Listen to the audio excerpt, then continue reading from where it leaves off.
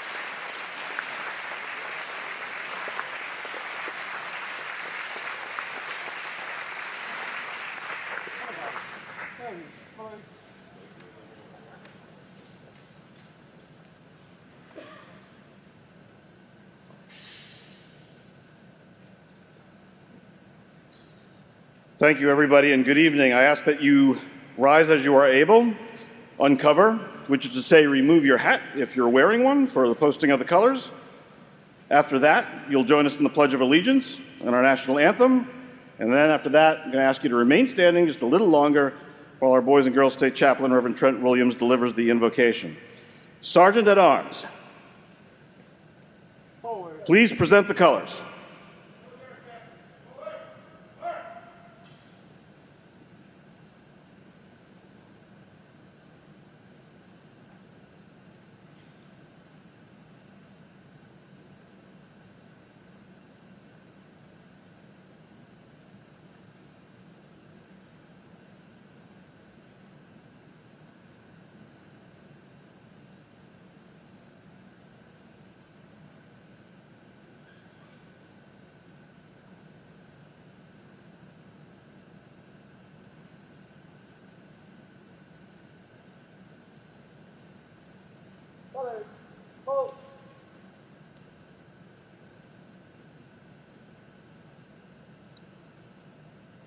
Hold, colors, center, face, reset, on. I pledge allegiance to the flag of the United States of America, and to the republic. Underground.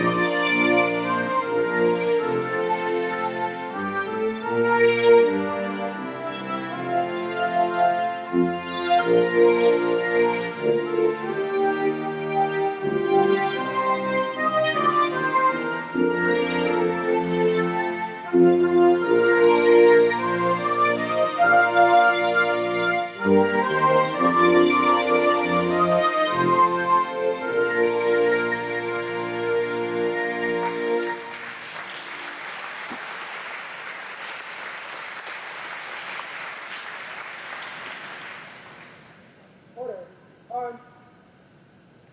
Center, face. Hold, march.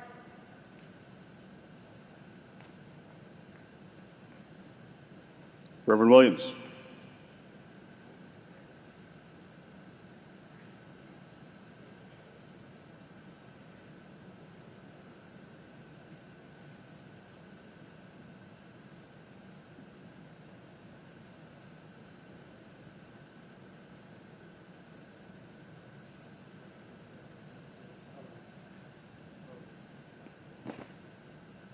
Let us pray. God of our times and God of all time, we give thanks for being gathered together this night to look back and to look forward. We are blessed by the enthusiasm and openness of these students, and inspired by the examples of staff, alumni, and Legion members who have prepared the way for us. Help us now to learn from and appreciate the wisdom that comes from maturity and experience, and help us to embrace the energy and idealism of youth as we look toward our collective future together. May we become a people of greater compassion, justice, and fidelity to our land, our ideals, and promises of freedom for all people and all creation. We ask this in all your many names. Amen. Thank you. You may be seated.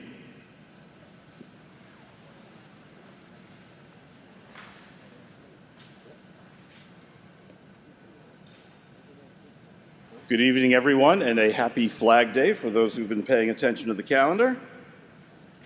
Most, but not all of you, got to meet me on Saturday. My name is John Brady. Some know me by my initials, JB, and you are in for one incredible evening. I attended Boys State in 1989, and for those who aren't so great at math, that was 32 years ago, and those years went by just a little too quickly. When I had the privilege of welcoming most of you to the program on Saturday, I made a point of letting you know why we honor and celebrate the stories, as well as contributions, of time, talent, and treasure of those who have gone before you. It's not to be self-congratulatory or to boost egos or foster some kind of mutual admiration society. While it may not necessarily sound like it on the surface, these moments are entirely about you. Every year, those of us who serve this program become acutely aware of the passage of time, because every June we're a year older and you're still 16 and 17. I like to use this as a marker of sorts, as an opportunity to serve and also to reflect. As most of you now know, I'm married to a pastor, our chaplain, and such a life is marked by the constant, almost weekly reminders of how fleeting this life really is and just how quickly it moves.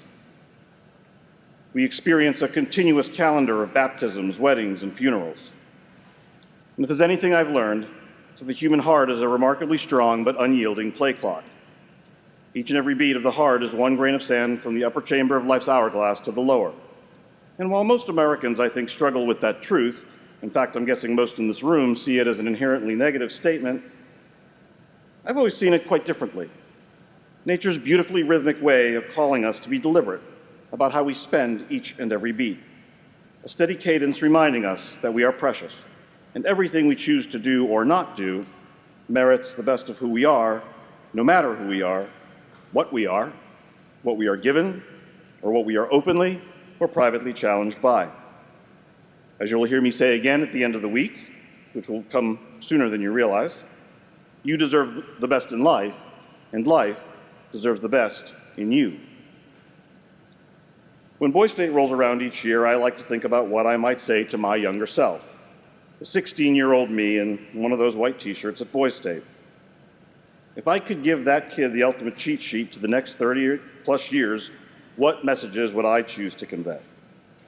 What comfort or assurances would I give? What warnings might I sound? What ugly truths would I choose to reveal? Your staff and guests get the joy of spending time with young people who, in some ways, remind us of our younger selves. You get a chance tonight to steal a look at perhaps a future proxy version of you. Alumni Night is our chance to do the next best thing we have to time travel, to collectively and consciously engage in intergenerational learning and wisdom, to reach out to the folks who paved the way and at the same time reach back and lend a hand to those further behind, what I always think of as a human chain through time. During our inauguration on Wednesday night, we're going to be marking a special anniversary on this stage. 25 years ago this week, we moved to Boys State, here to Stonehill College, and an awful lot has changed in that time. Bill Clinton was running for a second term as president, I don't know how many in the room, at least a dozen maybe, remember this, but that was the last year that you could board a commercial flight without a photo identification, believe it or not. Tickle Me Elmo was the Christmas toy parents just couldn't find an adequate supply. DVDs were released, but in Japan. There was still another couple of years before the DVD was going to make its way to the US. Beanie Babies were a thing. So were the Spice Girls, and I still don't get why on either count. That was the year Oprah Winfrey started her now famous book club. Marvel Comics filed for bankruptcy that year. Game of Thrones, long before it was a series on HBO, the book hit shelves, as did Red Bull for the first time in 1996. Musical Rent opened on Broadway. The blockbuster films that summer at the local theater were Independence Day and Twister. And while they've been getting a bit of resurgence lately, Seinfeld and Friends were at the top of TV ratings, but in prime time. I remember a few other things from that year. That was my 7th year on the staff, and I was a 23-year-old counselor who had worked on the transition of our program to Stonehill. A pillar of our program, who's probably across campus right now, Flo, working with Girls State, was giving me, at some point in the week, some feedback about something probably really stupid that I'd done. And as those who know her will agree, Flo, being a woman who I always felt should have probably been a country music singer for her tendency to speak her truth and kind of just say it like it is, pulled me aside in the Roach Dining Commons that you've been eating in every day and said, "You know, John, you're an arrogant young man, but you're also adorable." Thankfully, some things never change. Neither has Flo. Now, I'm not going to embarrass him by calling him out by name tonight, but one of my best childhood friends who also attended Boys State with me in the 80s served on the staff that year we moved to Stonehill and helped me check students in that first Saturday. The young woman he was dating all those years ago, he's long since married, and their son is here as a Boys Stater this year. Not my first and certainly not the last second-generation Boys Stater I'll likely experience. Who knows? God willing, maybe I'll get to experience a third generation. One of the other blue shirts that year was a rookie. He was among the last to attend the program at our previous home, Bentley College, the year before. A member of the class of 1995 who, thanks to Planet COVID, has been waiting a year to receive his due honor tonight as one of our most committed and influential of counselors of that era. He was in T2, if our records are correct, and scored first place on the government exam as a Boys Stater. Sound right? Maybe? No, he's looking around. He's not going to own up to it. By the time he joined the staff, he'd been accepted to Yale to study history and political science, later going on to BC Law School and working at Goodwin Procter, and later still, Ropes and Gray, two iconic law firms for those who know anything about the legal profession. Time never allows us to truly do justice to the achievement of our guests, but from the highlight reel, since it's what we have, he's been a Democratic candidate for the House out of the 5th Barnstable District, a member of the Sandwich Finance Committee for the last several years. He was appointed by then-Governor Deval Patrick, a regular guest in this room a few times over the years, to the Statewide Economic Assistance Coordinating Council. That's a lot of words for an entity that awards tax credits to businesses in Massachusetts in exchange for creating local jobs. Who knows, perhaps a model for some of the scenarios you'll be discussing this week.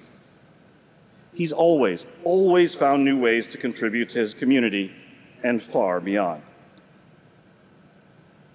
He's serving on the boards of countless, or has served on the boards of countless nonprofits, including the Housing Assistance Corporation, the Boys and Girls Club of Cape Cod, and the Cape Cod Young Professionals. In a text exchange earlier today, he told me that the community service he's most proud of and counts as most important is that of travel soccer coach for his daughter Riley's 9 and under team. Yet another thing I've learned after a quarter century. All the titles in the world seem rather lackluster, I suppose, when juxtaposed against the title of Dad. Gentlemen and guests, kindly give the appreciation due to this man who has circled this airport for an entire year waiting for this moment. Your first speaker and guest of honor from the Boys State class of 1995, and my friend, Mr. Matthew Terry.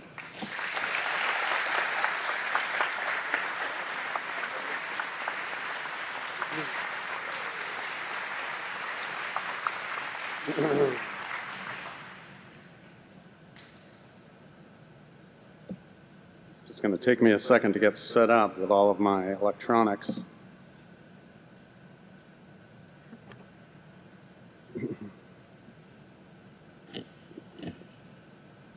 Hi. Good evening, gentlemen. This is a sublime pleasure, an honor to be speaking to you this evening. I don't get the opportunity to talk to people generally, I mean, thanks to the pandemic anymore, but even less frequently do I get the opportunity to talk to 16 and 17-year-olds, guys that were in the same seat that I was in 1995, when the 25th anniversary speaker was from the class of 1970. So you see how the passage of time tends to multiply on itself pretty quickly. I wanted to thank first and foremost the American Legion for organizing and funding and making this program run over the last 75 years or so. I wanted to thank the Boy State Foundation, as well as all the counselors and volunteers that make this program go. So much that they do over the course of the year behind the scenes for this week goes unnoticed, and I want to make sure that it's appreciated. I want to thank John Brady for his introduction and for picking me to come speak before you 16 months ago. And then I wanted to thank, most importantly, my family who are here with me this evening, my son Will, who's 6 years old, my daughter Riley, who's 9, and my fantastic wife Jess, who is of an indeterminate age. Yeah, if you guys wouldn't mind giving them a round of applause. I also wanted to thank my brother Alex, who's here in the front row. Alex was Boy State 2005 and was on staff with me for many years, continued on staff long after other life events took me in different directions this week in June. And Alex has been with the Boy State Foundation. He was chairman a few years ago. So we've really made it a family affair. And as I told Will earlier, in just 11 short years, he'll be putting on his white shirt, whether he likes it or not. I wanted to start with a few reflections on my time at Boy State and what it was like for me leading up to the process and then being here as part of the program. When the guidance department at Sandwich High School offered this program, they handed out a pamphlet that must have been written in the 1950s. And I'm looking at this pamphlet, and it says how many pairs of whitey-tighties we have to bring, and that we're going to be getting up, before the sun comes up to go raise the flag. And I thought to myself, that just doesn't sound like my kind of program. I was made a little bit more nervous when I reported to the Legion Hall in Sandwich, where a doctor who must have been 110 years old gave me a physical that was required to attend, and was cupping my scrotum with his very cold hands, and asking me to cough. And I was like, well, all right, I don't know, I'm going to see if I can back out of this. And so I tried, and the guidance department said, oh, no, too late, buddy. So I thought, great, what's going to happen now? There are 4 of us headed from Sandwich, 2 of the other 3 guys I didn't really like at all, and those 3 were going to be the only people I knew on campus for the entire week. And I think probably many, if not most of you, had similar reservations when you found out about this program and did a little bit of research. It might be your first week of summer this week. Maybe it's in the next couple of weeks. You might have final exams and papers that you have to study for that are being delayed because you're here this week. And it's hopefully the end of the pandemic. So it's a hell of a way to celebrate by locking yourself away at Stonehill for a week with 160 strange dudes, learning about civics and government. Doesn't get any better than that, gentlemen. Good choice. Yeah.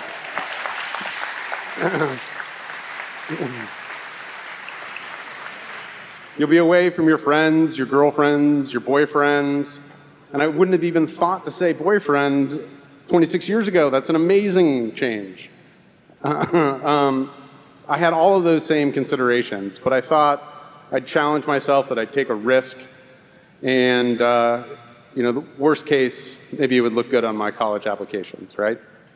So this is what I found in my time here. There were a number of things, and obviously, I'm not ruining the ending to tell you I loved it. Otherwise, I wouldn't be here 25 years later. I wouldn't have been a counselor for as many years as I was. The first thing I found were, as a boy stater, were fast friendships with real depth. Staying up late with roommates, trading stories, hearing what life is like for a 16 or a 17-year-old on the other side of the Commonwealth, what struggles they've gone through, what dreams they have for themselves, and what passions they had already found in life. My roommate was Ed Pierce from Belchertown. He was from a Portuguese family, and he was obsessed with two things: his girlfriend and soccer. He had a ball in his foot as much as possible. He would even juggle while he was sitting on the toilet, just bouncing that ball, multitasking. He played in Portugal in the summers with dreams of going pro, and he was really good. And after playing soccer with him for a week here, I had to really reassess my talent level as a soccer player. I thought I was okay, trending to good, and then I was like, oh, all right, I guess I'm not playing in Portugal anytime soon. But Ed and I formed a fast and a lasting bond, and we stayed in touch for many years. The next thing I found here were meaningful personal and academic challenges. I tried running for something in my town. My speech was terrible, and I lost. But I realized, I was still alive. I realized I actually liked the challenge of public speaking, communicating and connecting with others. It was a rush, in a sense. I was incredibly nervous, but when it was over, I felt like, oh, I could get better at this. Our first municipal scenario seemed a little hokey and contrived, because it was. They literally made it up. But I remember watching 20 reluctant kids start to come alive. A few intrepid first speakers, and then it caught fire, and we were brainstorming by mad. I think our town, T2, was out of water or something, and we needed to work with nearby communities to fix it. It was exciting, and actually felt like we could work well as a team to solve problems. Except for that one kid who always had those terrible ideas. So we had to come up with a way to keep him engaged while letting him down easy. Like, thanks, Billy. Thanks for chiming in. In the politics class that John mentioned, government, I got really into it. It wasn't like a high school class. It felt more like college, kind of wondering what that might be like. I even looked forward to the test.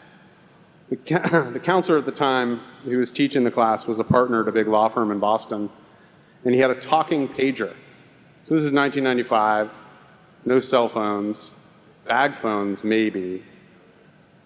And so talking pagers were all the rage, where someone's voice would literally just explode out of your hip at a moment's notice.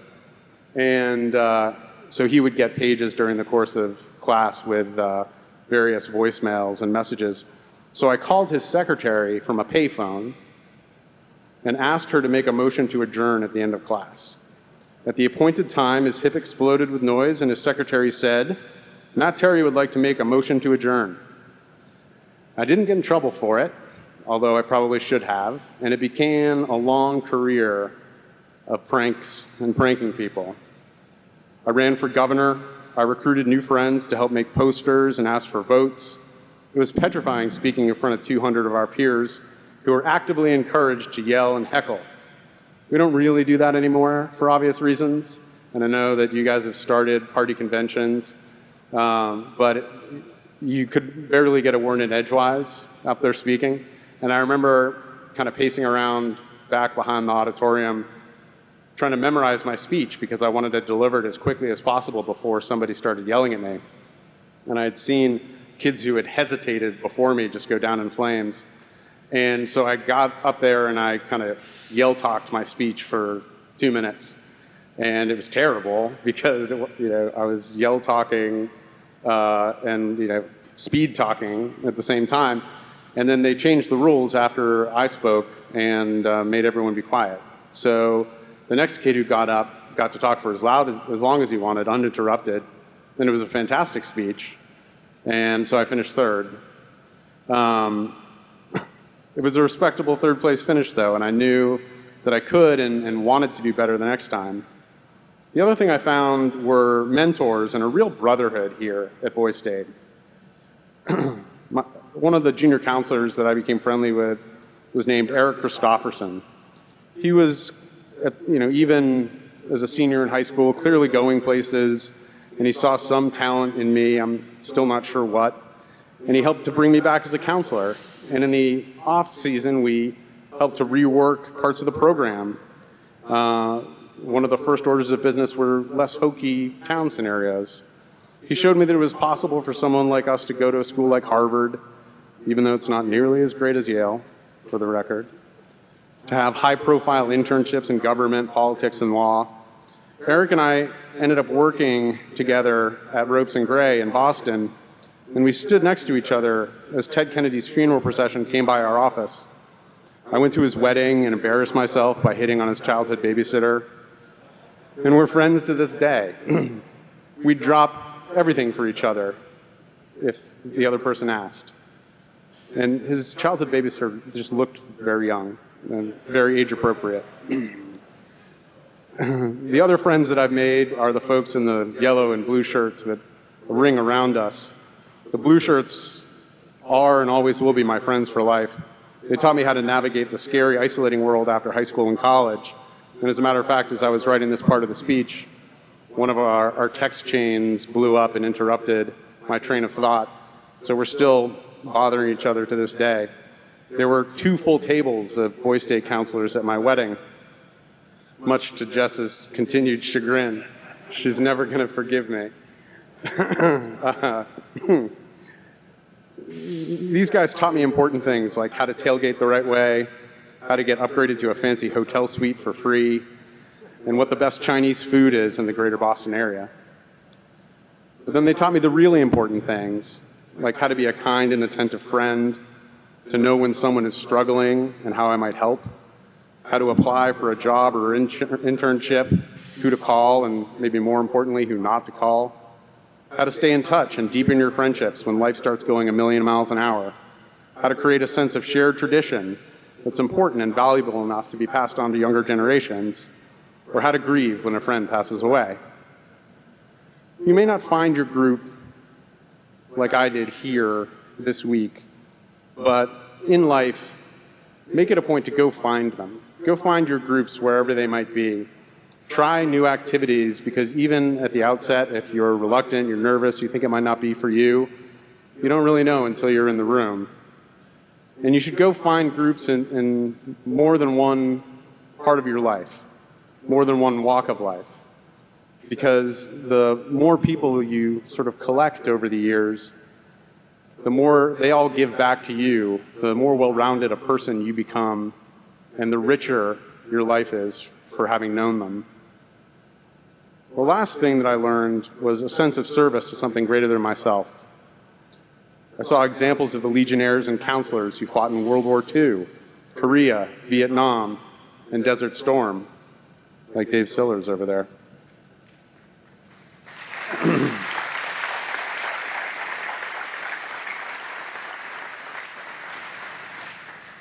I learned their stories of service and what they did when they got home. They worked with nonprofits, they ran for office or helped others to do so.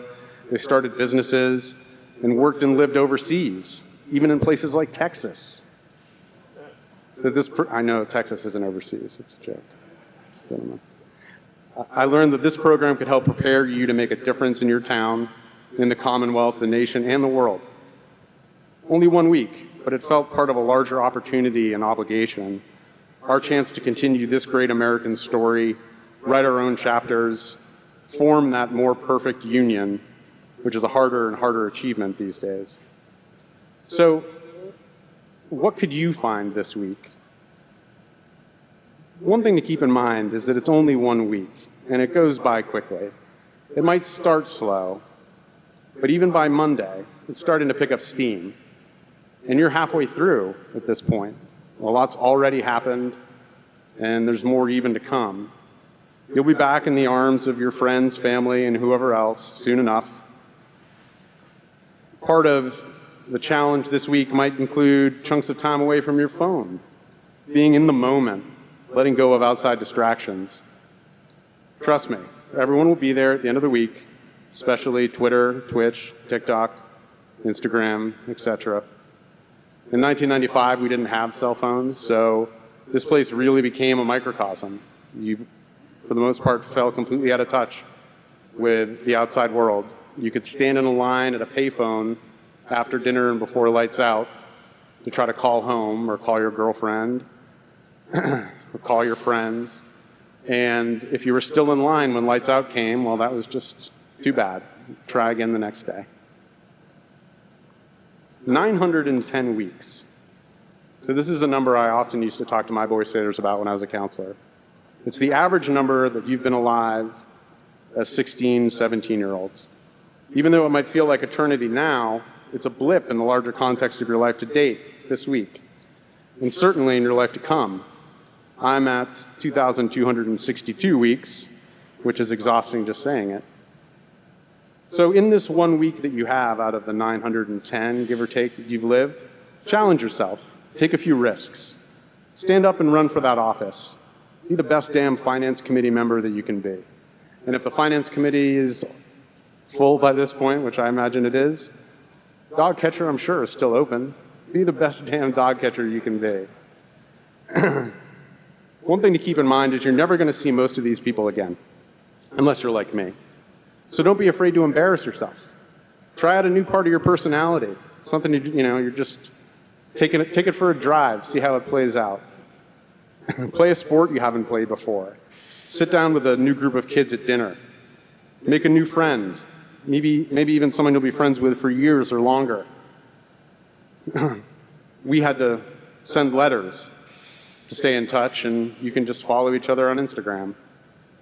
Take a mini course about something you've never heard about before. Or go ask for some advice from a Legionnaire, a counselor, or maybe even a dashing and charismatic keynote speaker at the 25th anniversary assembly. Every year when I was a counselor, thank you. Every year when I was a counselor, kids would come up to me at the end of the week lamenting that they didn't do more and try more. So I came up with that part of my remarks to them that I usually would deliver on Saturday morning. And the common refrain from them was, don't let what happened to me happen to the kids next year. Really encourage them not to let their fears and their anxieties get in the way of getting the most out of this experience. And you should try to leave here without regrets, unless they're the fun kind of regrets. And I won't go into detail on what those might be. I want to give you guys a few quick pieces of advice, both in life and in your career, that I've assembled over my first 20 years as a grown-up. Career advice: don't defer your dreams. The opportunity might not come back around again, or it might not in the same way or in enough time or at the right time. If you have a chance or you've made a chance for yourself, take it. I wanted to go into politics and public service. I remember I had an interview with John Kerry's presidential campaign early on when they were putting their team together in 2004. And the morning of the interview came and I called in sick because I was too nervous and I was more than a little hungover. Here's a lesson: don't drink too much the night before a big interview. Maybe don't even drink at all. I didn't get another chance to have that interview. They didn't call me back, they didn't reschedule, they just moved on. They were a national campaign, they had things to do, and they didn't have time to give me a second chance.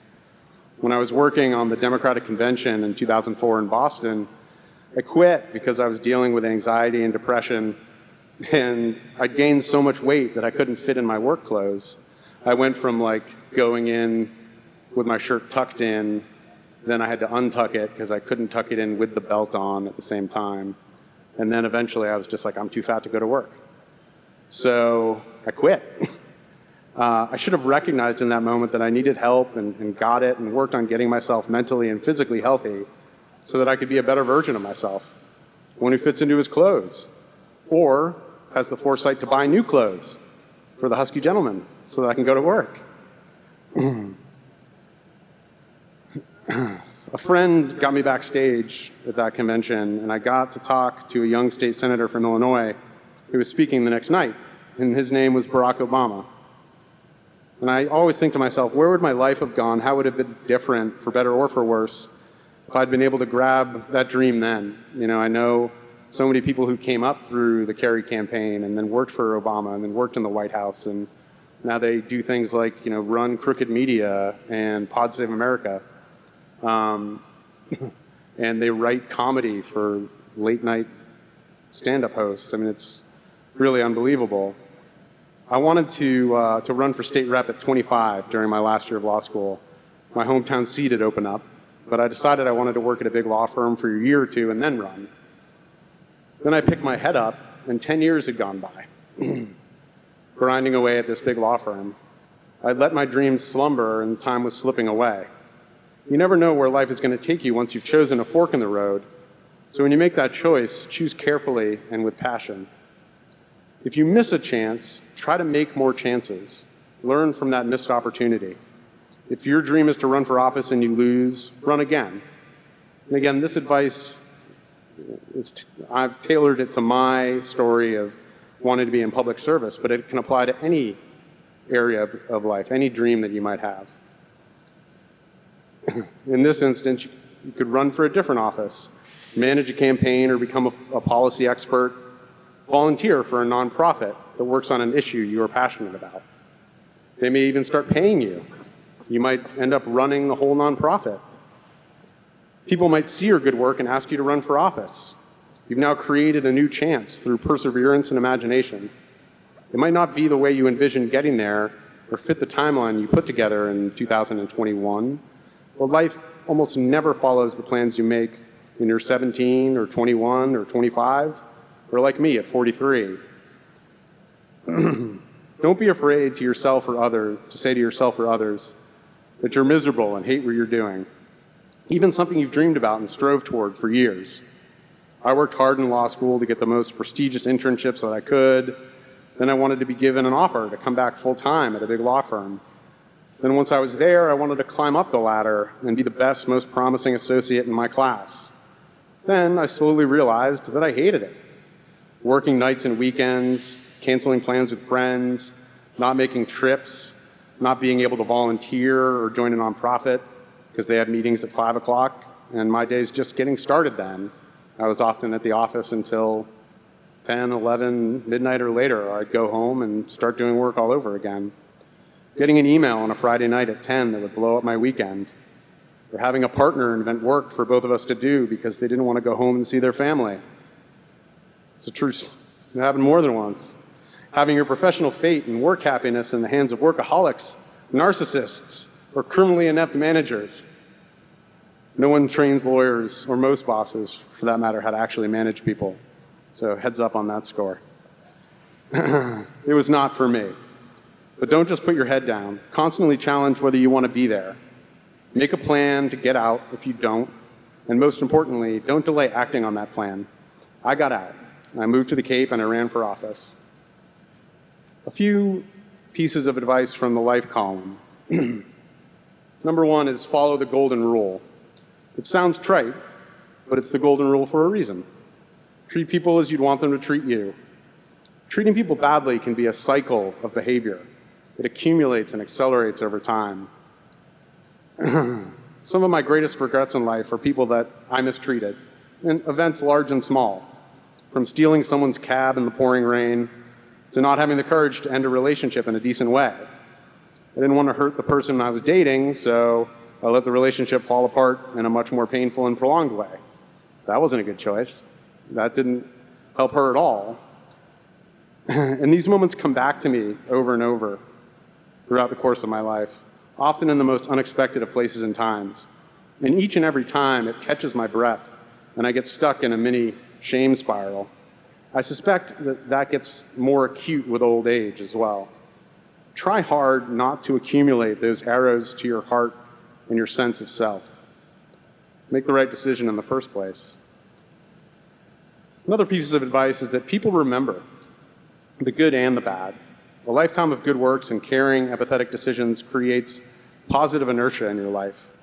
You never know when a small favor or a kind word will be repaid to you. It might be years or even decades later.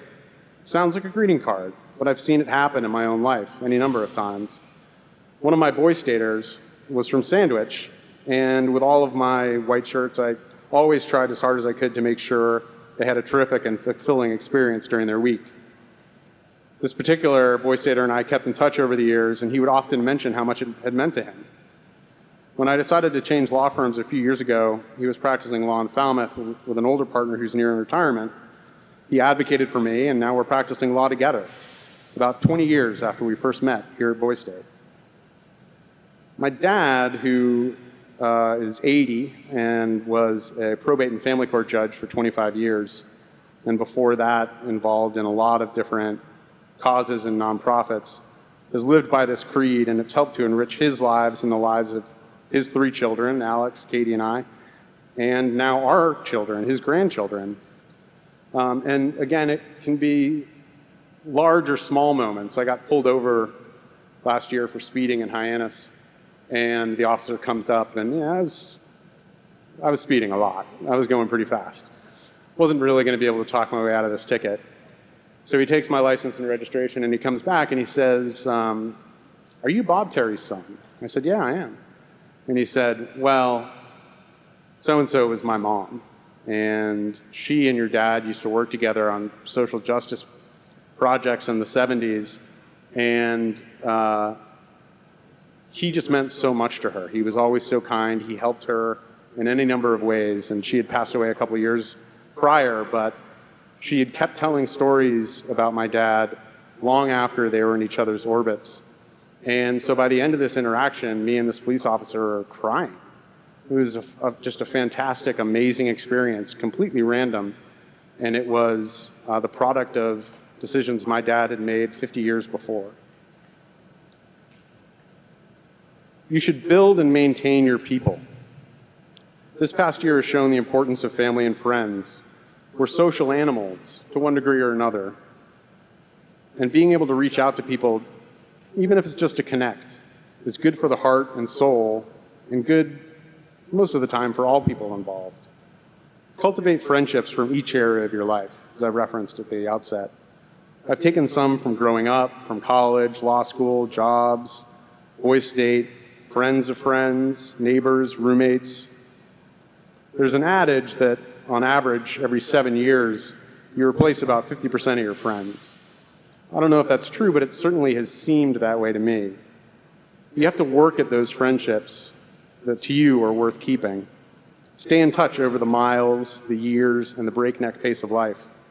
Carve out time to send texts, make a call or two a week. Shoot people an email, however you communicate most comfortably with someone. If you don't, friendships tend to fade, and once they do, they're difficult to rekindle. This is one that I've sort of learned this past year. Don't let your life become smaller than you want it to, or are comfortable with. Without holding on to existing friends and forming new relationships, you can get lost in work, raising a family, caring for aging parents, and preferring solitary activities, which are generally great, but like everything else, in moderation. You pick your head up and months or years have passed, friendships have receded, people have moved and moved on, and one day you might not be able to put a list together of 4 people you want to come over for dinner. It takes work and it's a marathon, but it's good for both your mental and physical health. My dad talks with at least 3 people every day. His 2 brothers and his best friend since first grade, who he still calls when he's telling a story by his full name. My friend Jerry Healy. Like, I know, Dad. You've been friends with him for 72 years. I know who Jerry Healy is. But he's still got his network intact after all those years, and he's still making new friends. The last piece of advice is get help if you need it. Life can be hard. Nothing is promised to you. No one owes you anything. And once you're out of the family nest, it's up to you to make positive things happen to your life and to address the negative. Having said that, difficult challenges in life often require the help of others. So don't be afraid to ask, both people in your life and trained professionals. If you're struggling, don't be afraid of any stigma that might be associated with that struggle. Addiction, anxiety, depression, any mental or physical maladies, even in your lowest moments, please remember that your life is worth living and fighting for. People will always be there to help you start the road back towards health and your best life. So, in conclusion, gentlemen, I wish you all the very best of luck. I hope you've come away with from this with at least a few pieces of advice that might stick with you. Try to go out into our world and make a difference in whatever way is most meaningful to you. This is a pretty scary time that we're living through, and not necessarily every generation faces a significant amount of adversity. But be prepared if yours is one, because we're kind of overdue. And if that's the case, think about in advance what you would like to do to, in particular, preserve our democracy, our nation, so that your kids and my kids, who are incredibly bored right now, but are fantastic children, can have the same life that you've had and that we've been able to enjoy for the last 270 years as the United States of America. I hope you have a fantastic week. I hope this week stays with you for a long time. And I'll see you out there in the real world. Thank you.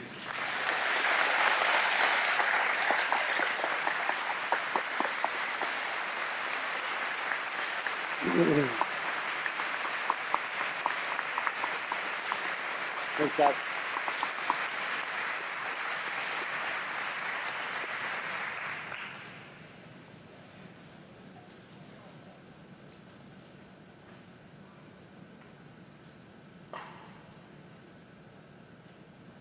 So thanks to Mr. Terry, the rest of our speakers are probably feeling that they're kind of screwed.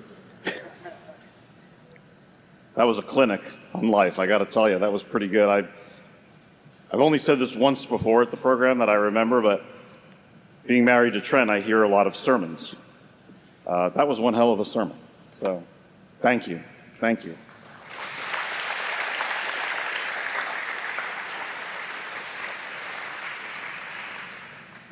And by the way, Jonas, when you're up here later and the laptop doesn't work, it's Matt Terry's fault.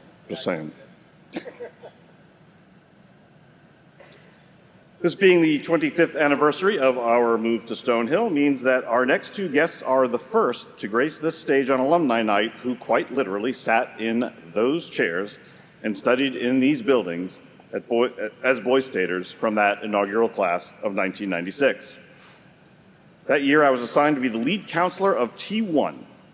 And one of the students I remember every year is a guy by the name of Doug Martland. And I remember Doug for a number of reasons. He was by far the tallest of the guys in the group, and being a rather compact 5'7" myself, it's the kind of thing I just happened to notice. Gentle giant of a guy. He had this light, kind of perfectly styled hair that was meant to look imperfect, like he just woke up that way, but I knew better. And, you know, when you do this job long enough, there are always these ghosts around you, these images of students and even counselors who just get frozen in time in your mind. Doug was on our planning board in T1. He didn't hold high office as I remember statewide, but he was fierce on the athletic fields. I do remember that. And he was the embodiment of sportsmanship in every way.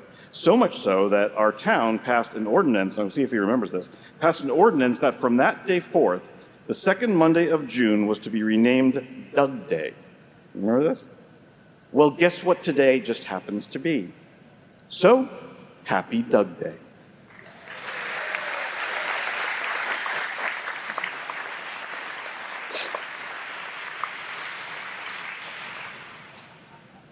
I'm getting older, but some things up here still work.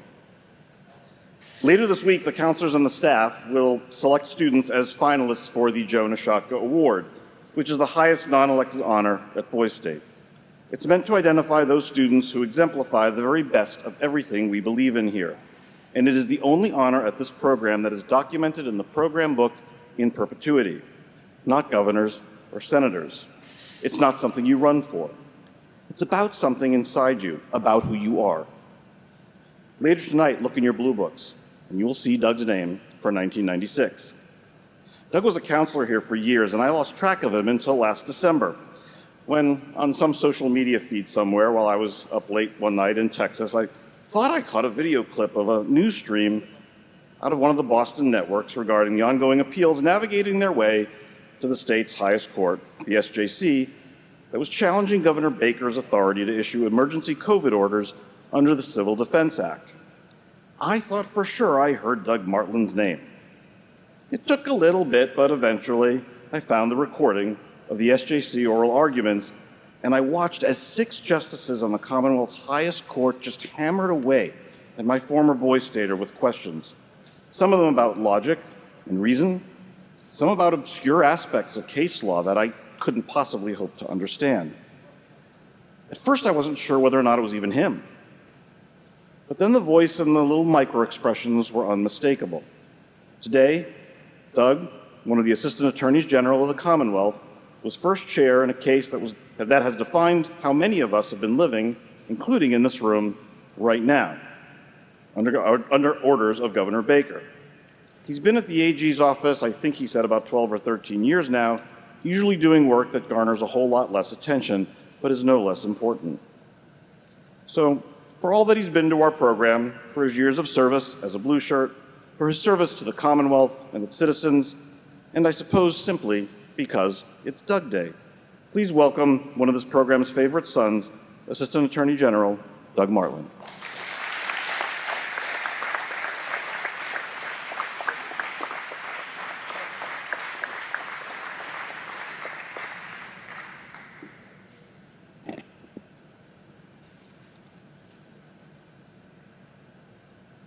Good evening. Thank you for having me tonight. And a special welcome to the 3 students from Milton High School. It's my understanding that for some of you, my wife taught you in 6th grade, and for that, I'm very sorry. The last time I was up before Boys State, I was in the race for the senator position. I was given a speech, and my opponent that night, his campaign tactic essentially was to bang his shoe on the podium. I ultimately lost to him, and in hindsight, I think that means that my speech, my campaign speech, was rather boring. With that in mind, I'm going to try to keep my remarks rather brief tonight so that I don't bore everybody to tears. Just some background on me. I'm currently an Assistant Attorney General for the Commonwealth of Massachusetts. I'm in the Government Bureau of that office, and what that means is that I defend state statutes, decisions of state agencies, state regulations from challenges by various parties. I spend a lot of my time these days defending, besides the COVID work that John mentioned, various social safety net laws like the state's Earned Sick Time Law, the Paid Family Medical Leave Act. And in most of those cases, it's appellate type arguments where I have a very hot bench. And so for me, being now whatever I am, 2-3 minutes into my speech without being interrupted with a rude question, or maybe just a question, is a little challenging because we're way off script by now answering whatever the judge wants answered as opposed to my points. Anyways, John asked me to touch on perhaps what I would most like to have learned or known when I was 17 based on what I know now. And the short answer to that question is there's a lot that I would like to know that I didn't know when I was your age. And I thought that Matt's very powerful speech really resonated with me because he hit so many themes that are very common, I think, to many people my age going through life. Not missing your chances, maintaining your friends, the challenges of work, the challenges of a work-life balance are all very difficult. And just to say briefly, perhaps the most important thing that I took for granted at age 17 was the importance of good government. It provides a basic structure for our civil society. It's a medium for solving problems. and it's a social safety net that offers a hand up when you need it. What we have right now certainly isn't perfect, and there's lots of structural inequality and unfairness. But that foundation falls apart without all of us participating, from voting, volunteering, serving, and even paying your fair share. There's lots of ways that you can contribute, and I hope in both the years to come that you do so. Thank you again for having me tonight, and certainly if anybody has any questions about my background or my job, feel free to reach out to me. Thank you.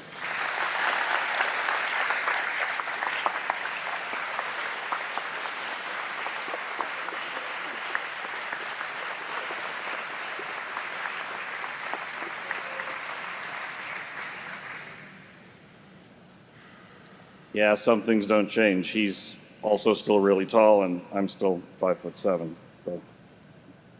So before we get to our last guest, I had decided every now and again we like to experiment a little bit. I wanted to try something a little different. Jonas Kane has been on the staff here for about 20 years. Now, most people tend to be defined by their job title or their favorite hobby or something maybe unique that they have accomplished. But Jonas has never been defined by such superficial things.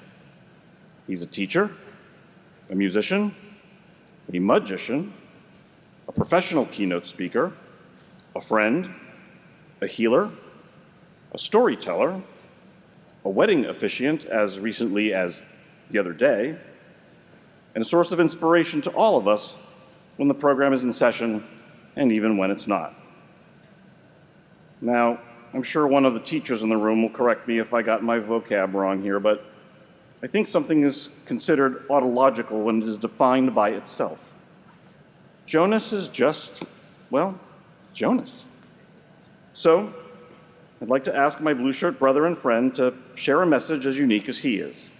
Let's hear it for Jonas Kane.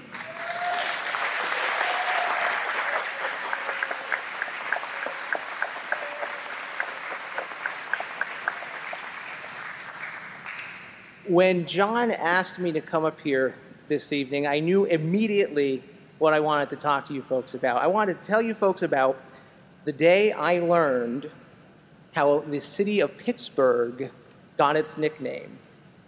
Pittsburgh, Pennsylvania, the Steel City. But before I tell you that story, I just want to let you know how truly happy I am to be here with all of you today. Thank you to John for inviting me to speak. Thank you to the Legion for inviting me back for 20 years. Thank you, Mark, to come back on staff, especially considering all of the obstacles that have gotten in the way over the past several years that might have prevented me from being here. For example, there was the time I lost my way on my way back to camp with a storm coming in the middle of this 12,000-foot mountain, and I thought, oh my goodness, is this how I'm going to die? Or there was the time I was performing a magic show live on stage and I drank hydrochloric acid by accident. It's a real thing. I don't recommend it. I'm still alive, but I thought to myself, oh my goodness, is this how I'm going to die? The good news is acid whitens your teeth. It's the secret to a good smile. And then there were all those times throughout my life that depression overtook me. And I wasn't sure if I would make it from one moment to the next. And I'd think to myself, oh my goodness, is this how I'm going to die? And so, for all of these reasons and more, I am so happy to be here so I can tell you folks how the city of Pittsburgh got its nickname. But before I tell you that story, I'd like to tell you the lessons that led up to me learning how the city of Pittsburgh got its nickname. And it's what psychologists call conscious experiences. Everyone repeat after me, conscious experiences. You see what just happened? We had a conscious experience. You see, they say that our mind is kind of like a spotlight with a vacuum cleaner attached to it. Whatever we give our attention to, we can't help but focus on and give all of our focus to. But because of this vacuum cleaner, it gets sucked up right into our mind. So it informs our experience, and we get consumed by whatever it is we're getting all of our attention to, because we put so much value on it because of that spotlight. It's all that we can see. So the question is, what are we focusing on? Are we focusing on the things that frustrate us and cause us to be torn down, or are we focusing on the things that are fascinating and the things that build us up? I brought a list of what I qualify as positive words. Fascination, which inspires us to be curious and to wonder. Inspiration, what kind of vision do we have? Motivation, what moves us? Positivity, what builds us up? Joy, what makes our heart flutter and soul sing? Kindness, what are we doing for others? Empathy, how do we show others that we care? And confidence, in other words, what's moving us to boldly step forward and perform? And on that note, I have a challenge for you folks. In just a moment, there's a slide that's going to go up on the screen, but not just yet. My challenge for you, I'm going to give you 10 seconds. And those 8 words that I just listed off, fascination, inspiration, motivation, positivity, joy, kindness, empathy, confidence. Those words are going to be up on the screen, but they're going to be hiding inside of a word search. I'll give you 10 seconds. In the first word of those 8 words that you find, I want you to just remember what that word is. If it takes you a moment, don't worry. I'll give you 10 seconds. Are you folks ready? Are you ready? I love your enthusiasm. All right, 3, 2, 1.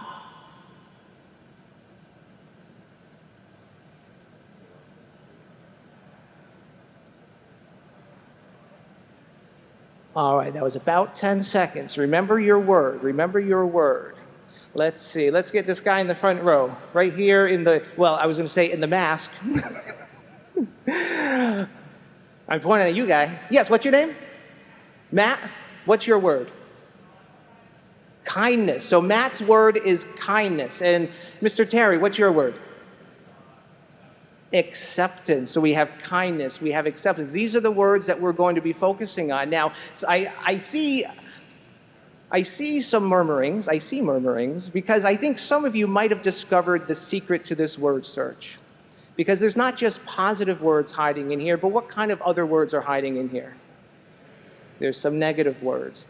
Focusing through conscious experience on these positive things, focusing on kindness, focusing on acceptance, focusing on positivity, that doesn't discredit the fact that there's going to be frustrating things in our days, but what through conscious experiences, what it reminds us is that we can choose what kind of experience we want to have. Do we want to have an experience that tears us down, or do we want to have an experience that builds us up? In this, my friends, this is how I learned how the city of Pittsburgh got its nickname. My first time in Pittsburgh was 14 years ago, and no sooner did I arrive that these 2 street thugs attacked me, pushed me up against the wall, and then scampered off with my wallet. Now, talk about a frustrating circumstance. I mean, this was traumatizing. This was the first time anyone has ever violated me in such a way. So I just stood there in awe for a moment, and I thought, well, I guess that's how Pittsburgh got its nickname. If you're not paying attention, they're going to steal from you.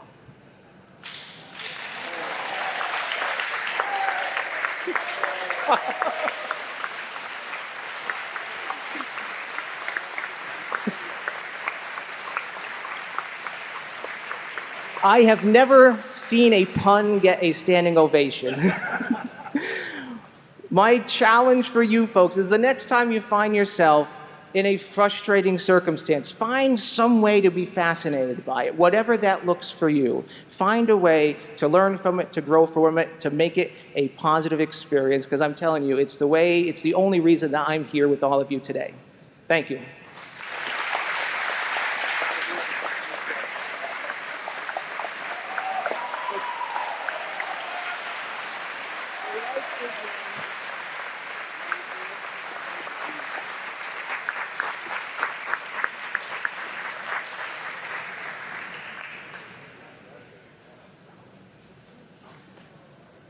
And just for the record, Jonas, the pun didn't get the standing ovation, you did. Thank you.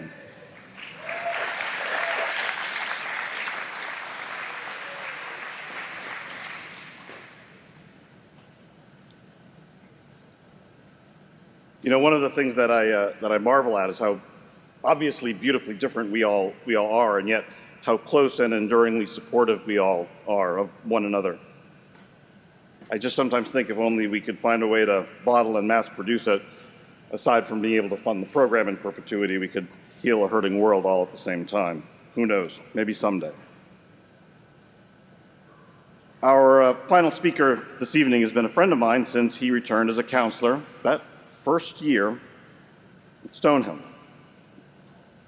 Jay Suffredini made his way to a couple of volunteer and internship positions just a year or so, give or take, after he attended Boys State, and both changed the course of his life to the present.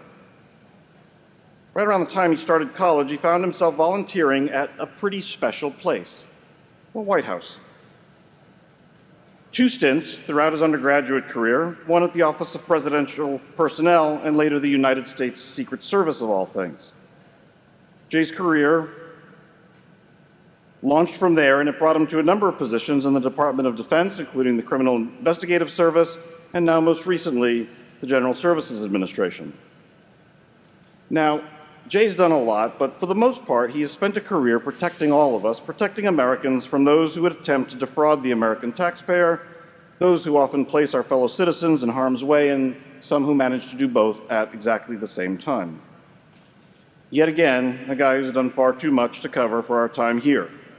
But whether it was investigating those who sell counterfeit parts for airplanes or staying in a war zone while maybe trying to get a little food, a little sleep, a little exercise in a building under bombardment by Al-Qaeda in Iraq, there's a lot of things that Jay's seen, an awful lot, since he wore one of those t-shirts and sat in one of those chairs.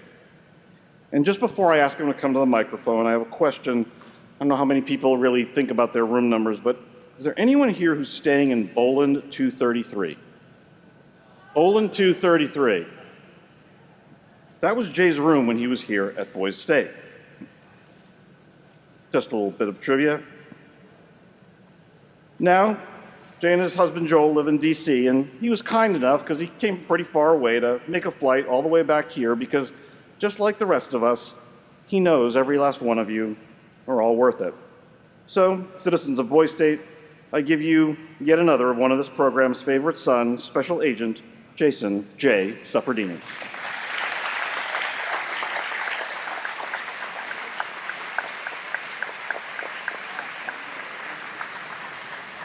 Well, thank you very much, JB, and thank all of you. I'm really honored to be here.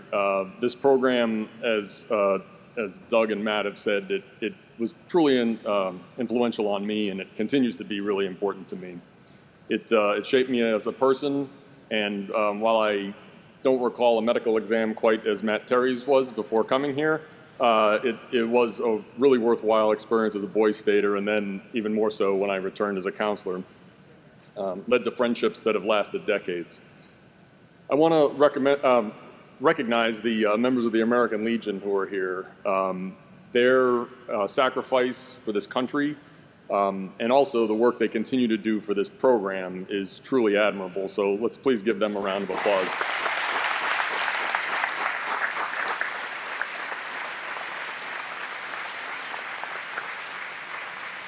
And for those of you veterans of the Army, happy Army birthday today, 246 years.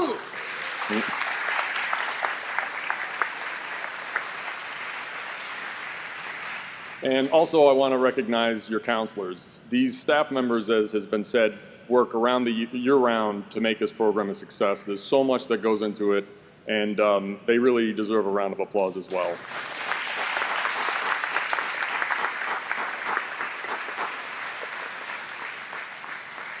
So I have a lot of memories of speeches that I watched for, at this podium, and I also have memories of funny moments at this podium. And today, when I came, Jake gave me a blue book, and the blue book brought back a memory from my first year as a counselor. It was the former chairman of the program, Gene McCarthy, and these guys probably know where I'm going with this. Gene McCarthy dedicated to the program, and unfortunately he's no longer with us, but one of Gene's biggest pet peeves was when Boys Staters would leave their books behind. And when they did so, he would really unceremoniously call them up to the stage to publicly shame them for not protecting their blue book. So some of the Boys Staters figured this out, and one night, might have been on this night in fact, they came to the podium with a blue book with a fictitious name on it, so Gene would call this person up.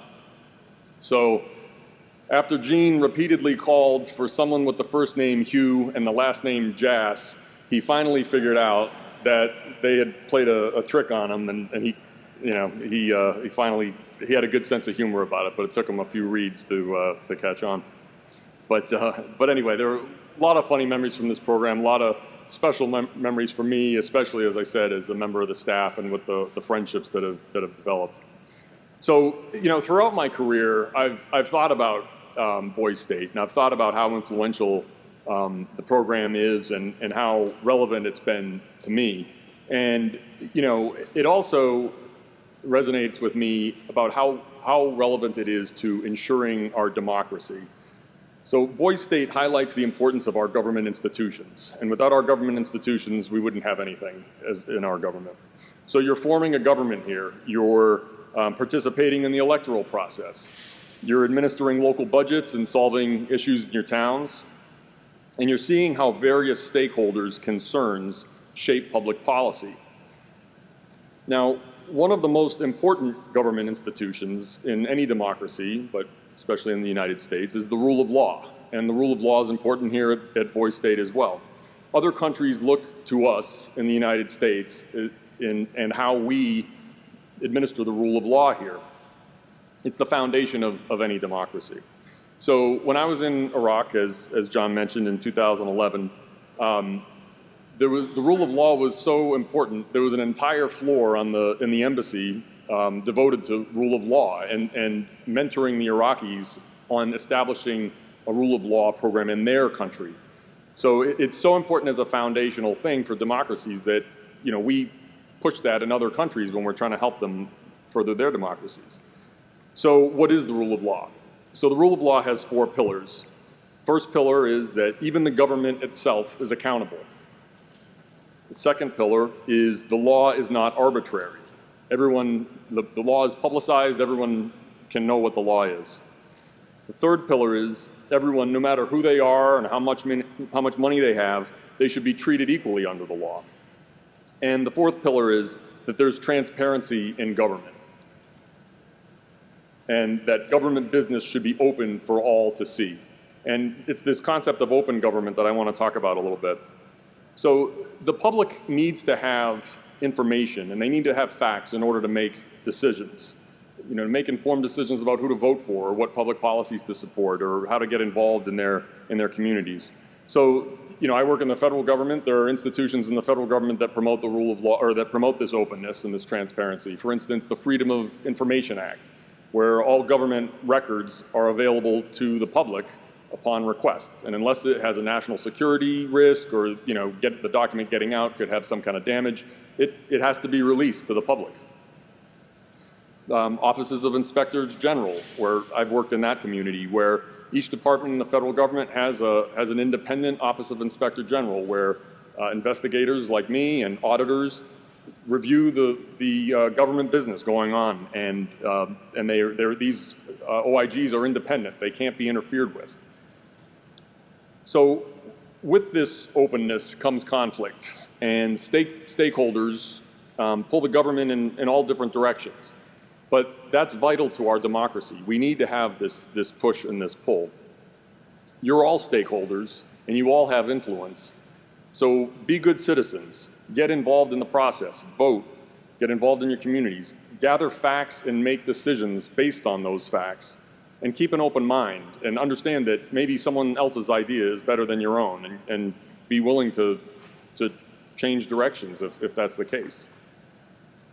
So there are a lot of ways you can be a good citizen, but tonight I'm going to make a plea that you consider public service. Consider joining the military. Consider running for public office. Consider being a civil servant as a civilian government employee. I still ask my dad for advice, and he and his brother, they grew up in Medford. Anyone from Medford here? No, not this year.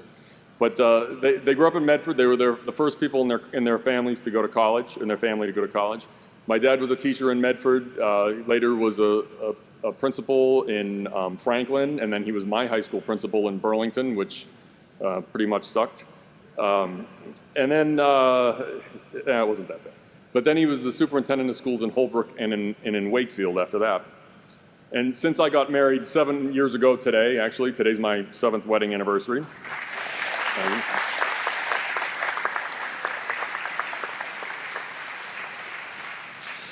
And I assured my spouse it wasn't that I would rather spend this day with you than him, but I am happy to be here. It was important to me. But since getting married, I have kind of a second dad that I ask for advice, and that's my father-in-law. My father-in-law enlisted in the Navy during Vietnam. He was an air crewman with the Sea Wolves, which was an attack helicopter squadron. After Vietnam, he became a police officer and then the assistant chief of police in his city. And he was also in the Army Reserves. And on 9/11, he was in an operations center in the Pentagon when the plane hit. And literally, colleagues of his perished, and he had to continue working on the floor of this operations center for days after that. They continued. So, like many of the people in this room, these two men know what service is about. And even though they served in very different ways, they both had large impacts on their communities and on the country. So I asked them both for advice on what I should say to you guys. And they both said essentially the same thing. Talk about service and contributing to something that's larger than yourself. And I couldn't agree more with that. There are so many ways you can serve your country and the community. Prior to the pandemic, government officials who worked in public health weren't very visible. Nobody knew what the public health service was. People knew what NIH was. It wasn't, something that was daily conversation. But now, a restaurant near where I live in DC, during the pandemic, they started selling to-go beverages in pouches that they call Fauci pouches. Now, if that's not the ultimate validation for a government employee, I don't know what is, like having a to-go beverage named after you. But there are, aside from when these jobs are visible, they always exist, and they always do meaningful work. There are government careers in law, economics, intelligence, national security, transportation, management, education, you name it. Whatever career path you're considering, the government has something to offer you. And not just the federal government, the state government, local government. In many ways, that's where you can have the most visible impact. I spent time working at the Attorney General's office in Massachusetts as well, and I can tell you that seeing how my work impacted the community on a daily basis was incredibly meaningful, and that was something that some of my most rewarding cases came from my time at the AG's office. So I also want to encourage you to consider a career in law enforcement. I know it's not for everybody, but if you're contemplating it, I would encourage you to consider it. Now more than ever, we need bright people to go into local, state, and federal law enforcement. Police departments nationwide have experienced a decline in applications. On the federal level, we've also experienced a decline. In 2009, the FBI had 68,000 applicants for special agent positions. 9 years later, in 2018, that number had fallen to just 11,000. Now, it sounds like a lot of people, but the FBI is very big, and it's a very difficult process to get through. So we need a lot of people applying to federal law enforcement agencies. Meanwhile, we're facing some of the greatest and most sophisticated threats to our national security that we've seen in decades, arguably maybe ever. And also what's ironic is now is the time when sharp people like yourselves can have a real impact on the future of policing in America and what that looks like. You can make a difference, and your country really does need you. So whether it's in law enforcement or some other way, I do encourage civil service. It's been very rewarding to me. So that leads me to my next point. You may think you're not capable of making a difference, or you may think other people are more qualified than you are to tackle these issues. Don't fall victim to imposter syndrome. For those of you who don't know what imposter syndrome is, Imposter syndrome is where individuals constantly doubt their talents and abilities, and they fear that someday people are going to find out they're a fraud and that they're not as good as they're given credit for being. But the thing is, these people are really good. They're just delusional about this. They have this self-doubt that's not warranted. And looking back, I now realize that I suffered from imposter syndrome at least as far back as in high school. I remember being at Boys State. I remember looking around and hearing these speeches and meeting all these amazingly talented people here and thinking, I'm nowhere near as good as these guys. When I went to Georgetown, my freshman year, I remember calling home and saying, this was a fluke that I got in here. They mixed up my application with somebody else's application. I don't belong here. I'm not as smart as these guys. And throughout my academic career, I thought, man, I hope I don't fail out this semester. And the thing was, when the grades came, I always did fairly well. You know, it was unfounded. And in my career, especially early in my career, I did not volunteer for certain assignments because I thought other people would be better at them, or I wasn't as qualified as other people. So although I still have tinges, I sometimes still have tinges of self-doubt, I've managed to overcome imposter syndrome with the help of mentors, people who encouraged me and prodded me to get outside my comfort zone and to put in for things and to take on greater responsibility. Now, don't get me wrong, a healthy dose of humility and modesty goes a long way, but don't let it get in the way of making a difference and pursuing opportunities that you want to pursue. As Boys Staters, you're part of a very special brotherhood. You'll always have this connection with fellow Boys Staters, whether you know them in this room or not. In fact, two of my close friends remain close friends to this day, were people that I met my freshman year of college, first day as we were moving into the dorm, and they were Massachusetts Boys Staters with me, and we bonded based on that shared connection that we had. We all had experienced this special program, and it led us to gravitate towards one another. So relationships are going to be important throughout your life, and they keep you grounded, they keep you connected. So it's important that you work on your relationships. Work on your relationships with your family, with your significant others, with your friends, and with your colleagues. And as I talked about before, seek out mentors. I wouldn't be here without them. Some of my early mentors were people I met during college internships, as John mentioned, and several are still close friends to this day. Others were Boys State counselors that I served on the staff with. But the thing about having a mentor is you need to return the favor. You need to be a mentor for people that follow behind you. When I got promoted to the senior executive service in the government, I called one of my mentors and to thank her for helping me along the way and for encouraging me. And she just said, no need to thank me, but pay it forward, kid. Pay it forward. And that's what she was talking about, was becoming a mentor for others. So, and that's something I've tried to do throughout my career and my life. And I find it extremely rewarding to be a mentor. And all of the good leaders that I know feel the exact same way. A way you could be a mentor relatively soon is to consider becoming a Boys State counselor. As has been talked about here, it's an incredible group to be a part of. Fantastic people, some of the best people I've met in my life, and it really is an outstanding program to give back to. So I hope you enjoy this week. I hope you make the most out of it. And your community sent you here because they recognize that you're going to do great things. So I wish you the best of luck, and we really are counting on you. So thank you very much.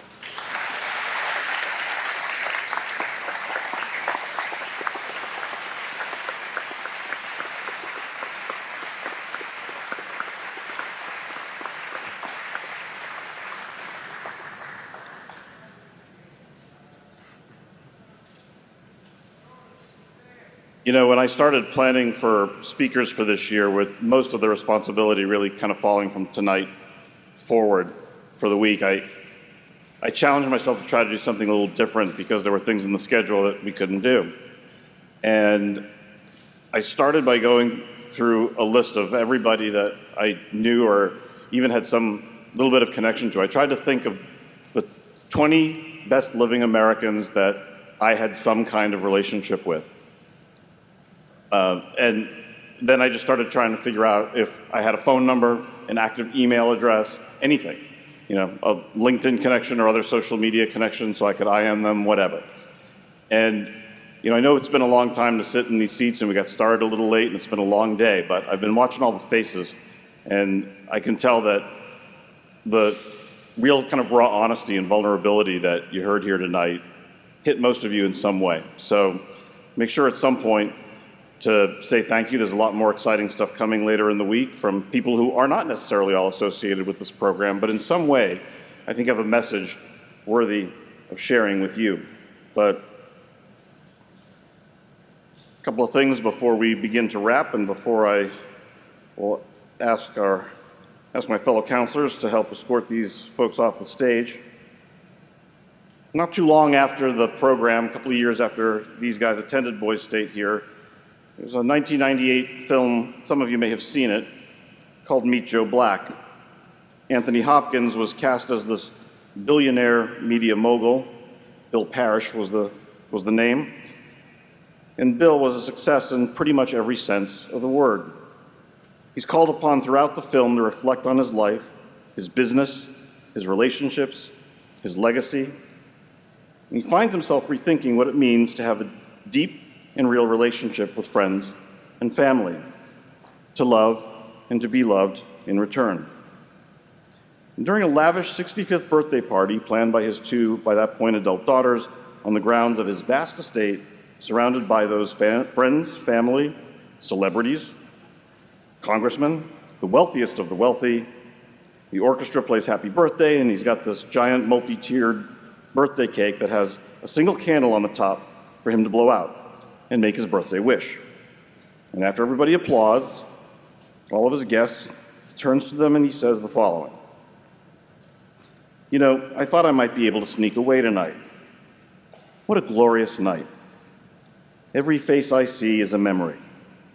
It may not be a perfectly perfect memory. Sometimes we had our ups and our downs, but we're all together in your mind for a night.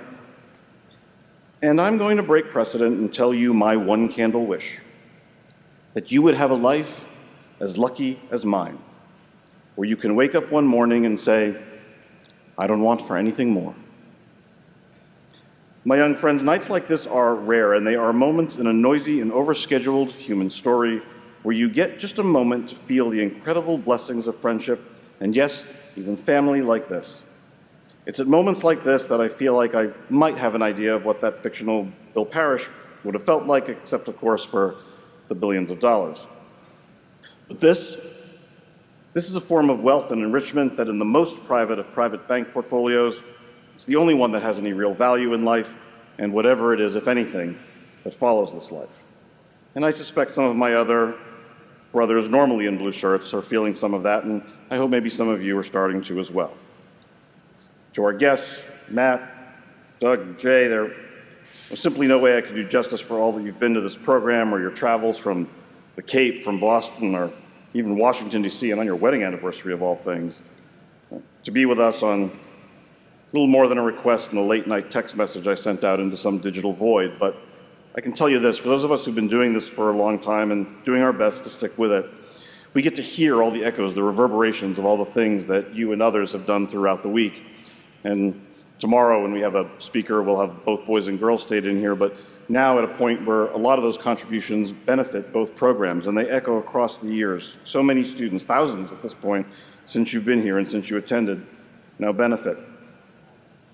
And even for a guy like me who likes to talk a lot and even often talks for a living, if there's any one limitation that I've found in the English language, it's that there aren't enough ways, at least that I know of, to say, I love you and thank you. But on behalf of the American Legion, the thousands of students who passed through these doors over the last quarter century, and the hundreds who have served in staff shirts normally blue, we do love you and thank you.